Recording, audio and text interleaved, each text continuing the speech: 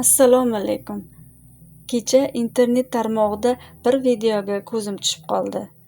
Bu videoni Kun.uz muxbiri O'tkir Jalolxonov tayyorlagan edi. U ushbu videoda ota mehri, ya'ni Jasurbekning otasi haqidagi ta'sirli hikoya edi. Bu videoni ko'rib juda ta'sirlandim. Ishoning, hatto ertalab uyqum qochdi va shu videoni tayyorlashga qaror qildim.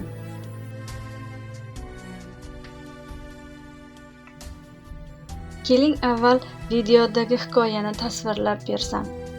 Muxbir hikoyani boshlashdan oldin Gollivud kino ijodkorlari tomonidan ishlangan Ota mehri haqidagi kinoni yodga oladi. Juda ta'sirli film. Yoshligimda ko'rganman.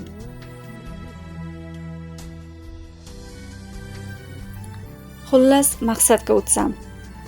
Samarqand va Namangan yo'nalishi bo'yicha ketayotgan poyezd vagonidagi ota va o'g'il hikoyasi. Hikoya dard bilan sinalayotgan bolaning otasi haqida. Ota qo'l oyog'i ishlamaydigan, hatto gapira olmaydigan bola atrofida parvona. Goh yedirib qo'yadi, goh ichirib qo'yadi va gohida hojatga olib chiqib qo'yadi. Aravachasiga o'tirg'izib tog'larni tomosha qildiradi.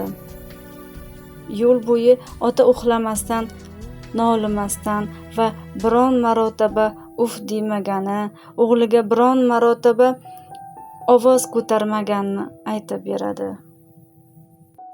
Samarqanddan Namangangacha juda uzoq masofa, lekin tor joyda harakatdan mahrum bolani ko'z qorachig'idek asrab ketayotganini ta'kidlaydi.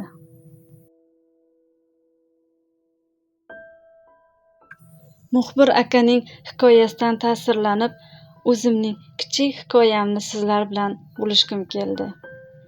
2 yil oldin kichik o'g'limning qo'li sinib qoldi. U o'shanda 4 yosh edi. Uydan to kasalxonagacha dadasining qaynoq bag'rida yig'lab ketardi. Dadasi o'sha ko'targancha holi u kabinetga, holi bu kabinetga, vrach ko'rigiga ko'tarib kirardi.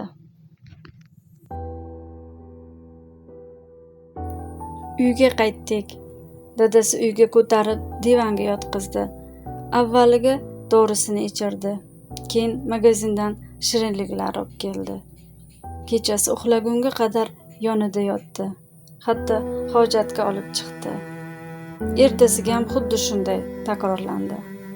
Kiyimlarini almashtirdi, ovqatini yedirib qo'ydi, choyini ichirib qo'yardi.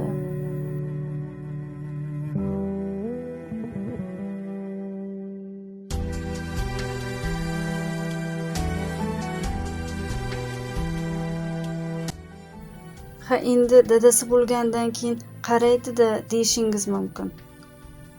Muxbir O'tkir Jalolxonov aytganidek, 4 mujjasi sog' bolasini uradigan, so'kadigan, ko'chada qoldiradigan erkaklar ko'paygan zamonda farzandlarimni ko'klarga ko'taradigan Jasurbekning qahramon otasidek otasi borligidan yaxshi ma'noda ta'sirlandim.